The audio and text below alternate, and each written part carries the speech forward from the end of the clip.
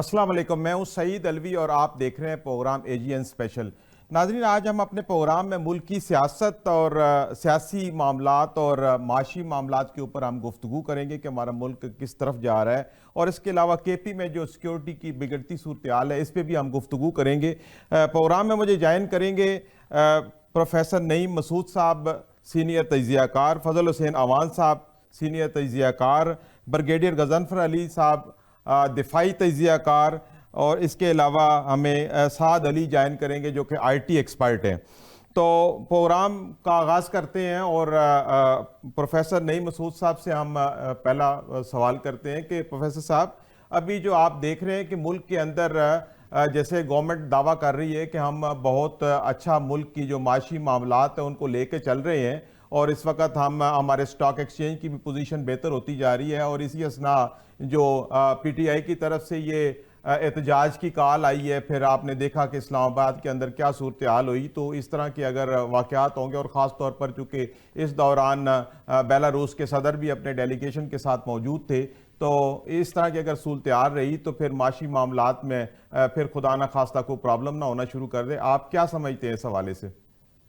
Thank you very much. आपका question बड़ा important है जी। इसमें दो चीजें आपस में मेल खाती हुई नजर आती हैं जिन्हें हमने मद्देनजर रखना है। एक तो वो हमारी पॉलिटिक्स है, हमारे वो सियासी कल्चर है जो हमेशा से है कि जब हम अपोजिशन में होते हैं तो हमें जमहूरियत और इंसानी हकूक बहुत याद आते हैं, लेकिन जब हम हुकूमत में होते हैं तो वही कंटेनर होते हैं, वही कंपनीज होती है, वही पुलिस और वही रेंजर्स होते हैं। जहां तक आपका ये सवाल है कि हमारी सूरत हाल बेहतर जा रही थी इकोनॉमिक्स की, और बीच में ये मामला आ गया जिसे हम फाइनल कॉल की बात कर रहे हैं, तो इसमें एक बात बड़ी गौर तलब है और वो सब स्टेक होल्डर को मद्देनजर रखनी चाहिए जो जिसका ताल्लुक हुब्बुल वतनी से है सईद साहब। वो बात ये है कि देखिए, हमने रियासत जो है उसे हर लिहाज से मुकद्दम जानना है और उस रियासत से हम सबको प्यार करना है। अगर कोई हुकूमत है या अगर कोई अपोजिशन है, अगर कोई इमरान खान है, अगर कोई शहबाज शरीफ है, तो इन दोनों का ताल्लुक पाकिस्तान से है। पाकिस्तान है तो हम हैं। हुकूमत का ये फर्ज था कि वो बेचैनी इतनी ना बढ़ने देती, लेकिन जब हुकूमत होती है तो उस पर यह भी इल्ज़ाम होता है कोई लाश किसी सरकारी अहलकार की गिरे या किसी एहतजाजी की गिरे, वो इंतजामिया पे आता है क्योंकि इंतजामी अमूर हुकूमत के पास होते हैं। दूसरी तरफ जो अपोजिशन होती है, जो पॉलिटिक्स करती है, उसको लाशें भी चाहिए होती हैं और वो ना इकोनॉमिक्स देखते हैं। और बिलखसूस जो तहरीक इंसाफ की हुकूमत है, इसमें तो आपको याद होगा कि जो हमारे आलमी अदारे हैं उनको खत लिख दिए थे कि पाकिस्तान को कर्जा ना दे, पाकिस्तान को रिलीफ ना दे। IMF की मैं बात कर रहा हूँ। और जब आप देखते हैं कि बेलारूस के सदर आए हैं तो इन्होंने कोई कम नहीं की। ताली दोनों हाथों से बजी, ना हुकूमत ने कम की और ना अपोजिशन ने कम की। लेकिन अगर हालात इसी तरह रहे और अपोजिशन इसी तरह खेलती रही तो मामला ये होगा, हम मुआशी तौर पे भी नुकसान का सामना करेंगे और हम इखलाकी तौर पे भी बैनुल-अक़वामी बरादरी में नुकसान का सामना करेंगे। और पाकिस्तान में जो सियासत हो रही है इसमें आप देखें कि हम जमहूरी तौर पर भी नुकसान में जाएंगे। अब इसका हल एक ही है। अब इसका हल ये है कि या तो अदालतें फैसला करें या फिर मुकालमा किया जाए। इसके अलावा कोई हल नहीं है। अगर एक तरफ एहतजाज रहे, एक तरफ भले ही दावे रहे हुकूमत के कि हम बहुत आला काम कर रहे हैं, स्टॉक एक्सचेंज ऊपर आ रही है, तो इस तरह कितने दिन जाएगी। लिहाजा इस वक्त जरूरत इस अमर की है कि जितनी जल्दी हो सकता है हुकूमत और अपोजिशन और दीगर जो स्टेक होल्डर्स हैं या दीगर मैं कहूँगा वो अरबाब इख्तियार हैं या वो सियासी लोग हैं जो हुब्बुल वतनी से सरशार है, उन्हें बिठाना चाहिए। और सियासी हल जो हैं वो मुकालमे से निकलते हैं, एहतजाजों से कभी नहीं निकलते। जी प्रोफेसर साहब, आपका पॉइंट आ गया। ब्रिगेडियर साहब, प्रोफेसर साहब ने दो बड़ी अहम बातें की हैं।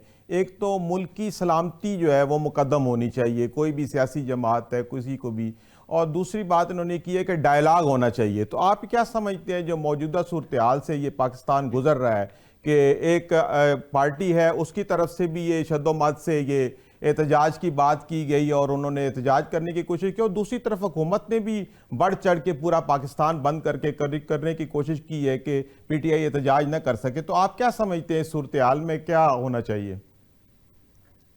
بہت بہت شکریہ. بسم اللہ الرحمن الرحیم. جو باتیں پروفیسر صاحب نے کی ہیں اس سے انکار تو نہیں کیا جا سکتا. واقعی ہمیں حب الوطنی پیراماؤنٹ ہوتی ہے. پاکستان ہے تو میں ہوں، پاکستان ہے تو آپ ہیں، پاکستان ہے تو یہ ادارے ہیں، پاکستان ہے تو یہ حکومت ہے.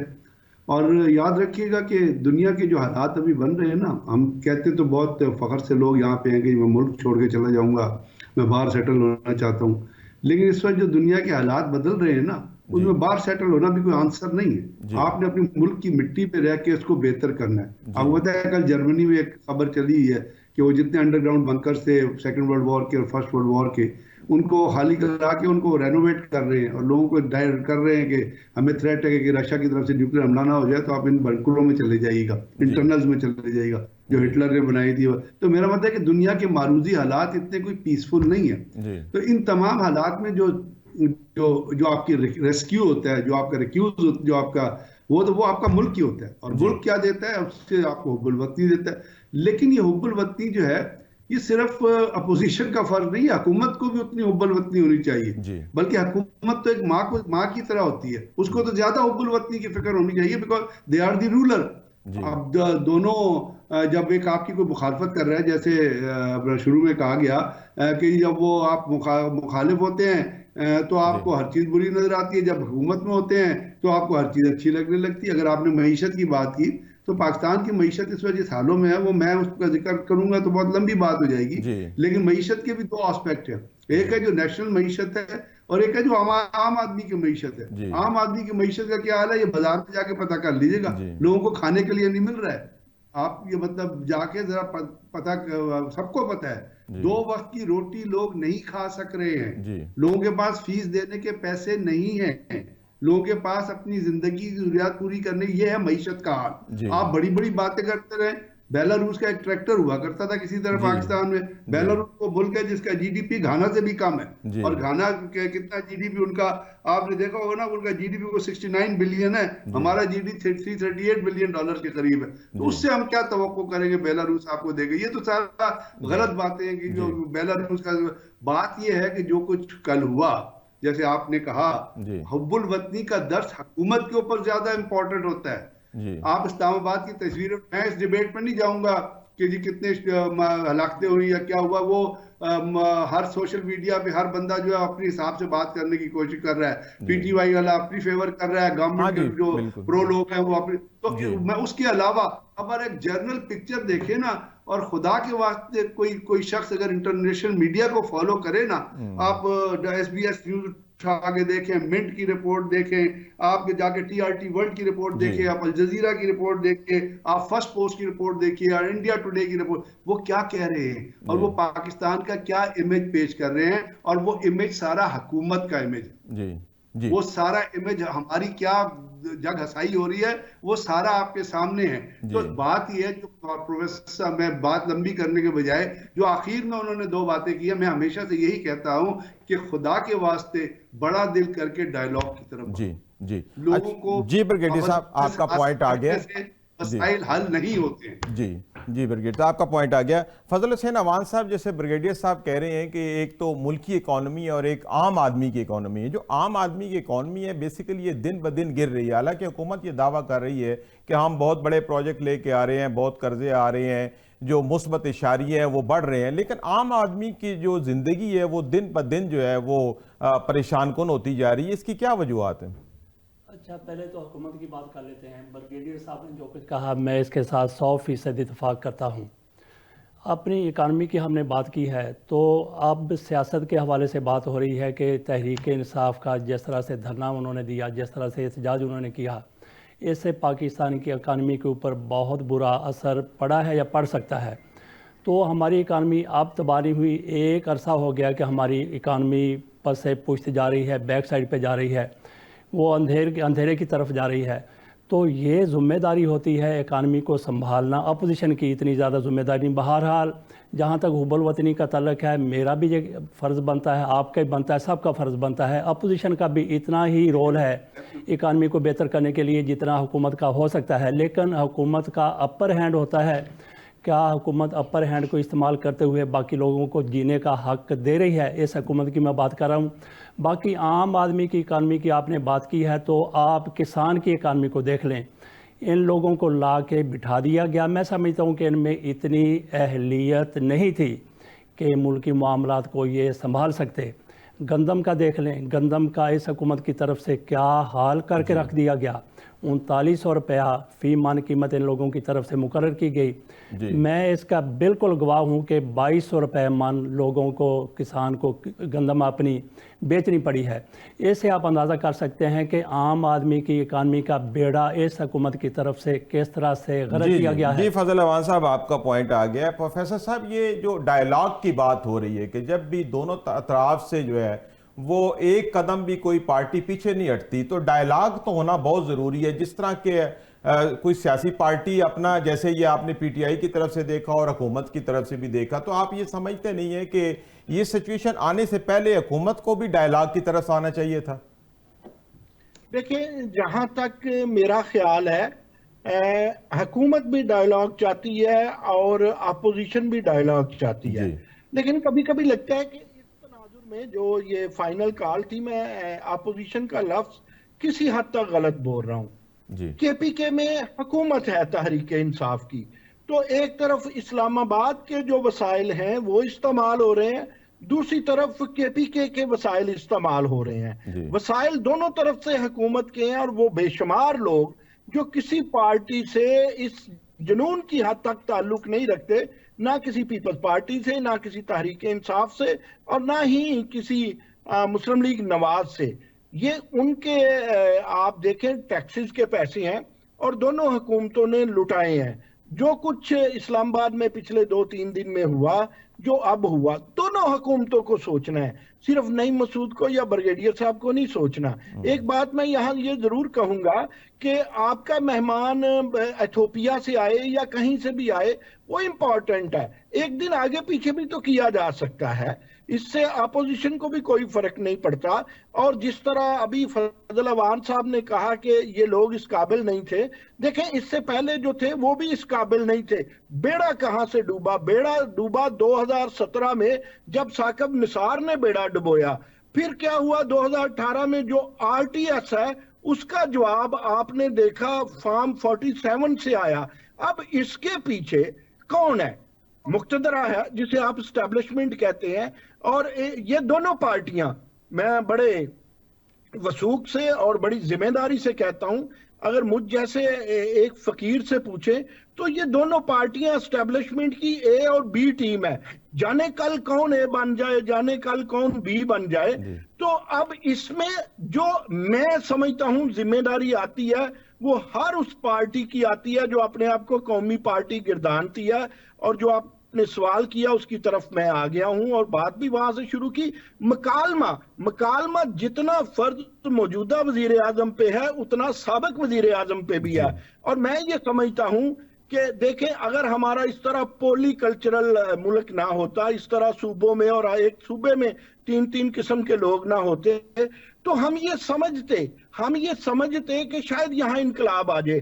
یہ بریگیڈیئر صاحب اچھی طرح جانتے ہیں، اور نعیم مسعود بھی جانتا ہے، اور سعید آپ بھی جانتے ہیں کہ پاکستان میں اگر ریولیوشن ہی آ جائے تو بڑی بہادری ہے۔ ریولیوشن کریکٹر سے آتا ہے، تو کریکٹر کسی بھی، میں شخص کا نام نہیں لیتا، کریکٹر کسی بھی پارٹی میں اس وقت آتا ہے جب پارٹیاں انسٹیٹیوشن بنے۔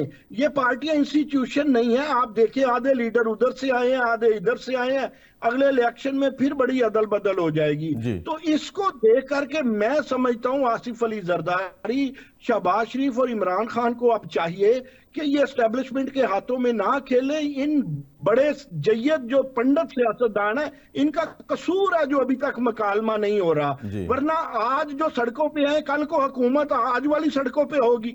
جی ٹھیک ہے۔ جی پروفیسر صاحب، ब्रिगेडियर साहब, ये जो फायर वॉल लगाई गई है ये हुकूमत ने लगाई है कि चूंकि कोई थ्रेट्स है, सिक्योरिटी थ्रेट होते हैं सोशल मीडिया की तरफ से, तो आप ये क्या समझते हैं कि इस वक्त जो पाकिस्तान के अंदर इंटरनेट की सूरत हाल है, चूंकि इंटरनेट अब एक बेसिक यूटिलिटी बन गया है, कोई लग्जरी तो रहा नहीं, अब आपको पता है कि इसकी वजह से कारोबार चल रहे हैं, हमारे बच्चे जो हैं वो फ्रीलांसिंग करके बाहर से डॉलर मंगवा रहे हैं, तो आप ये क्या समझते हैं कि कितनी ज़रूरी है ये फायर वॉल लगाना इस वक्त? दुनिया 5G, 6G, 10G की तरफ जा रही है, हम फायरवॉल की तरफ जा रहे हैं जी। देखिए, इंटरनेट को दुनिया, बरतानिया में आप जाएं, बरतानिया में भी उन्होंने, जो बहुत आज़ाद मुल्क है जिसका कॉन्स्टिट्यूशन अनरिटन है, और वहाँ अपना हेट स्पीच और अपना फ्रीडम ऑफ एक्सप्रेशन पे वो लोगों को चेक नहीं करते, लेकिन फिर भी वहाँ पे एक अदारा ऑक्सफैम के नाम से जो ये चेक करता है कि जी कोई एंटी स्टेट एक्टिविटीज तो जनरेट नहीं कर रही, ये एक इंटरनल निज़ाम होता है। लेकिन वो निज़ाम जो है वो टेक्नोलॉजी को इफेक्ट नहीं करता। इंटरनेट एक आज टेक्नोलॉजी है, जो आपने खुद ही बताया, यहाँ बहुत सारे बच्चे हैं, बेताशा बच्चे हैं जो डिजिटल मार्केटिंग में इन्वॉल्व और घर से बैठ के काम करते हैं, और पाकिस्तान में नहीं पूरी दुनिया में। और आपको पता है आजकल बड़ी बड़ी कंपनियां जो हैं वो डिजिटल मार्केटिंग के लिए कंपनीज हायर करती हैं, जो उनकी प्रमोशन करती हैं, जो उनकी एडवर्टीजमेंट लेके। तो अगर आप इस मुल्क को टेक्नोलॉजी डिनाई करेंगे, अब आप बिजनेस किस तरह चलता है, आपकी एयरलाइंस आजकल किस तरह चल रही है दुनिया में, एयरलाइंस ने अपने पाकिस्तान में है, अगर आप बाहर के ममालिक में जाएंगे, एयरलाइंस ने अपने ऑफिसेस खत्म कर दिए, there are no physical offices, वो इंटरनेट पे बुकिंग करते हैं, इंटरनेट पे डिलीशन। अब इंटरनेट इंसान की जरूरत बन गया। हमारे यहाँ तो हर चीज को तबाह, यानी आप ये देखिए ना, बिजनेस है ये, या for God sake internet is generating business.